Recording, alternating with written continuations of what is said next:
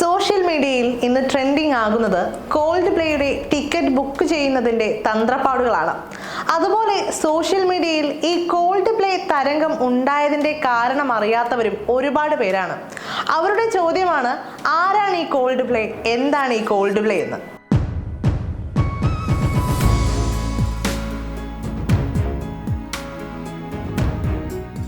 അപ്പോൾ പറഞ്ഞു വരുന്നത് കോൾഡ് പ്ലേയെ കുറിച്ചാണ്. കോൾഡ് പ്ലേ ഒരു ബ്രിട്ടീഷ് റോക്ക് ബാൻഡാണ്.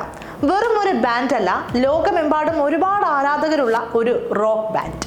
1996 ആരംഭിച്ച ഒരു ബ്രിട്ടീഷ് റോക്ക് മ്യൂസിക് ബാൻഡാണ് കോൾഡ് പ്ലേ. മുഖ്യ ഗായകൻ Chris Martin, lead guitarist Jonny Buckland, bass guitarist Guy Berryman, pianist Will Champion എന്നിവരടങ്ങുന്നതാണ് ബാൻഡ്.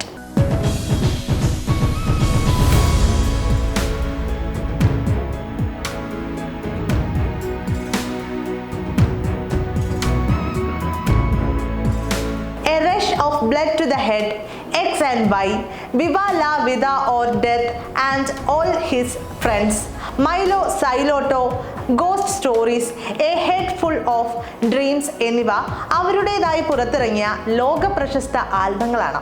ഈ ബാൻഡ് ഇന്ത്യയിലേക്ക് എത്തുകയാണ്.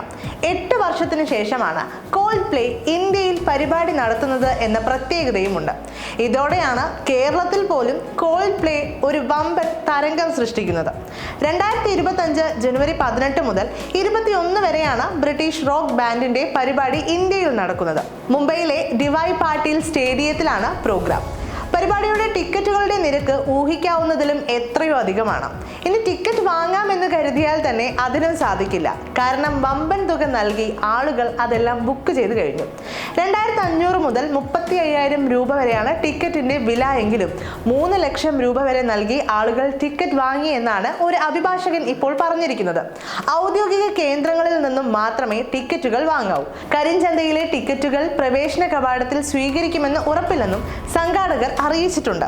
അതേസമയം ടിക്കറ്റുകൾ കരിഞ്ചന്തയിൽ വിൽക്കുന്നുണ്ട് എന്ന പരാതികളും ഇതിനോടകം എത്തിക്കഴിഞ്ഞു.